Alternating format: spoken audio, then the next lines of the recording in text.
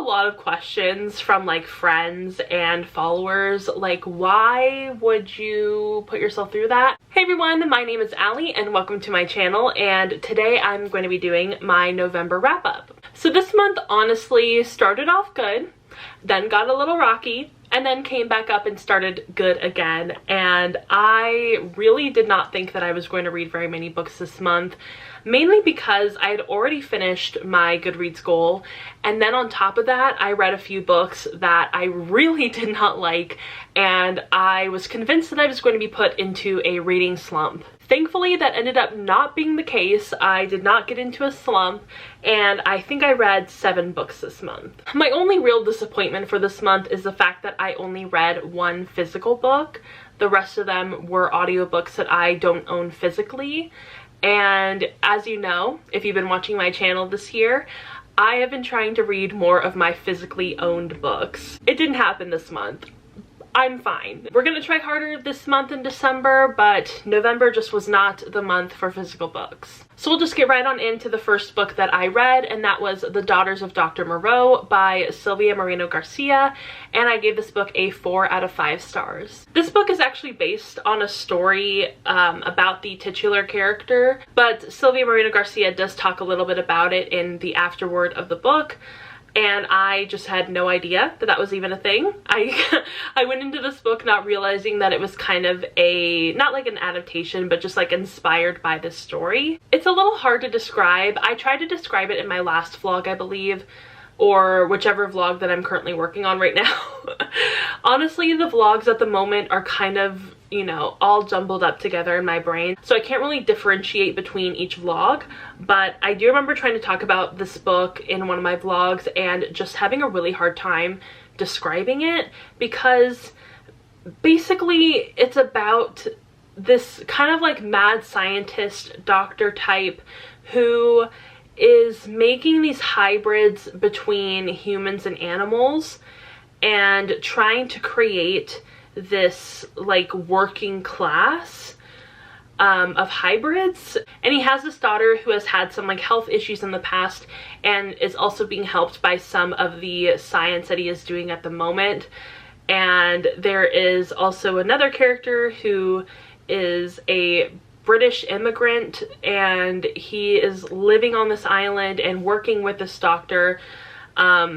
And like I said, it's just really hard to explain in a succinct kind of way because there's so many working parts to this book. I did think it was a little convoluted at points. I think it's probably one of her most convoluted books because honestly, explaining other Silvia Moreno-Garcia books is way easier than this one.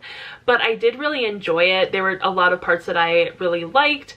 And of course, as always, Silvia Moreno-Garcia never gives me the romance that I want, which is totally fine. I still love her books anyway. But yeah, I think that this might be one of my lesser favorites of hers. I still really enjoyed it. Like I said, I gave it a 4 out of 5 stars. But it definitely did not live up to some of her other books like The Beautiful Ones or Mexican Gothic or Gods of Jade and Shadow. The next 2 books that I read were actually part of a reading vlog that I did recently. You can go watch it. I put myself through a lot for that video, and I ended up reading both Confess and Ugly Love, both by Colleen Hoover. I got a lot of questions from like friends and followers, like, why would you put yourself through that? Why would you read Colleen Hoover books? I will admit that I have said in the past that I would absolutely never read a Colleen Hoover book. I wouldn't touch her books with a 10-foot pole. But in the past few months, I have been thinking about like, maybe I should give some of these authors a shot. Maybe I should just see what the hype is about, see why people like these books, and read them and see my reaction to them. I had actually gone back and forth whether I wanted to read Colleen Hoover or whether I wanted to read something like Brandon Sanderson, which I've also said I'm never going to read his books for very different reasons. Between both of those authors that I'm not going to get into in this video. I have made a video about them in the past. I think it was an anti-TBR video, but I decided on Colleen Hoover. mainly because her books are just shorter and they're going to be a little bit easier to read. So I went with the audiobooks of hers that were available to me, and that was Confess and Ugly Love. There were a few others that I just could not get to because my brain was fried by the end of those 2 books. Confess was pretty bad. I gave it a 1 star. There's nothing about that book that I could recommend. There's nothing about that book that had like a redeeming quality. It was just really bad. I go into more detail about that book in my reading vlog. And then with Ugly Love, it was an absolute dumpster fire of just shit book. I hated it so much. It was so bad. I can't believe I read that book. I've tried to block it all from memory, but unfortunately, it keeps haunting me. And like I said, I talk about these books a lot in that reading vlog. I go into great detail. I took a lot of notes while reading these books, so I kind of go through step by step with the notes that I took. So I highly recommend watching that video. I will link it down below. And like I said, it was one I recently made, so it's not going to be that hard to find anyway. But yeah, highly do not recommend Colleen Hoover. If you read her books, that's totally fine. All power to you. But me personally, I know I'm not the target audience for her books, and that's totally fine with me. And I'm just never going to read any of her books again. I had the little taste that I needed, and my curiosity has been fully satiated. The next book that I read was definitely a palate cleanser for the Colleen Hoover books, and that was The Banned Bookshop of Maggie Banks by Shauna Robinson, and I gave that book a 4 out of 5 stars. This one was a really cute book, and I would definitely recommend it for people who really like the movie You've Got Mail. It's not necessarily the same premise, but it has that same sort of like Nora Ephron flavor to it. And I don't know, I really enjoyed this book. It was definitely different than I was expecting. It had a bit more substance than I was expecting it to have, which I enjoyed, and it definitely focused a lot less on the romance than I expected. This book is about the titular character Maggie Banks, and she is the type of person who cycles through jobs a lot, doesn't really have a lot of direction in her life, and her parents are kind of hounding her about getting a real adult stable job. And Maggie's just not that kind of person. So one of her friends, who is heavily pregnant, owns a bookshop in this small town and is like, hey, do you want to come work at the bookshop while I am off on maternity leave? And Maggie Banks is like, hell yes, I want to do that. And she moves to this small town and ends up helping her out with the bookshop. And in this small town, they are obsessed with one of the most famous writers that has come from that town, and nearly everything about that town is themed around this writer. Even the bookshop. The bookshop that her friend owns can only stock classics that were published before the author's death. So yeah, and I really enjoyed this book. I liked getting to see Maggie's journey from not really being a reader to finding a love for reading and books in general. And overall, I just thought that this book was really cute, and I liked the romance even though it went really light on the romance. Don't go into this book expecting too much of a romance. Don't go into this book expecting very much spice. There's like literally nothing at all. Which is totally fine by me, but I know that some readers like to have a little bit of that, which is totally fine. Just don't go into it expecting any of that. So I think the reason I didn't really give it 5 stars is because I felt like the romance was a little underdeveloped. I would have liked just a couple more scenes of them together, a little bit more depth between them, but otherwise I really enjoyed this book. I thought the writing was really well done.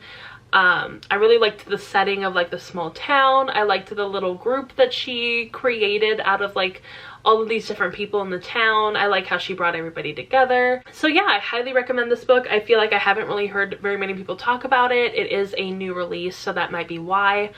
But yeah, highly recommend. The next book that I read was another 4 out of 5 stars, and that is Another Brooklyn by Jacqueline Woodson. This book had been saved on my Goodreads for quite a while, honestly. I had been meaning to read it for so long, and I'm so glad that I finally just sat down and spent like the 1.5 hours to read this audiobook. It was absolutely fantastic. Really, the only drawback for me with this book is that it was a little too short, in my opinion.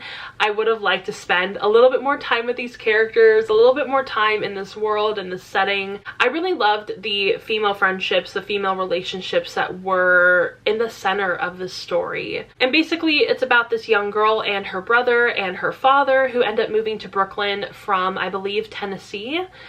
And this is after something has happened with their mother. You don't really get told exactly what has happened with their mom. You just know that she's not there. But the main protagonist, the young girl, is constantly thinking about her mom and wishing that she was there with them and hoping that she will walk through the door at literally any moment. Also, their father is like super protective of them and doesn't really let them go outside in the beginning.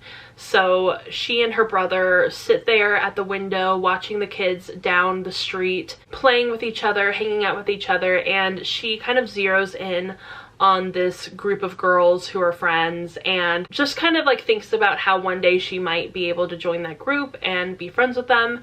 And slowly but surely their father kind of loosens the reins on them and lets them go outside, go down the block, go around the street, etc., etc. And she finally becomes friends with these girls, and it's just kind of about her life growing up in Brooklyn and becoming friends with these girls and the way that they grow up together. So like I said, I really enjoyed this book. It was a little too short for me.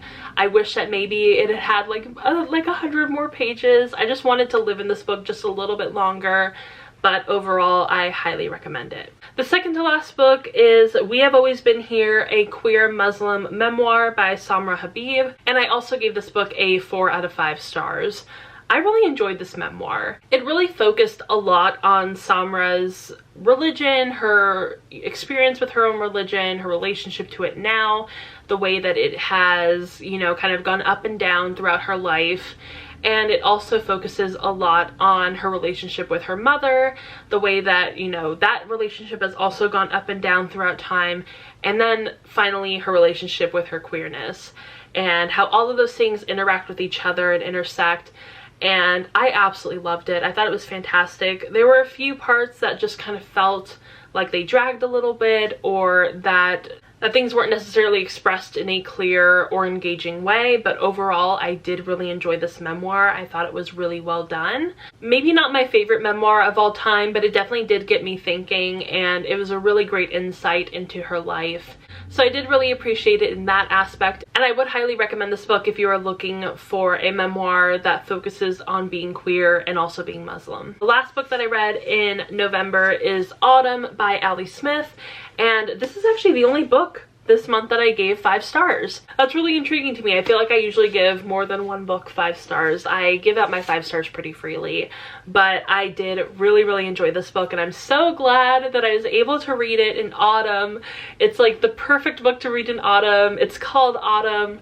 How many times can I say autumn in this video? The funny thing is that I actually bought this copy of this book at a Dollar Tree back when it wasn't $1.25, back when it was still $1.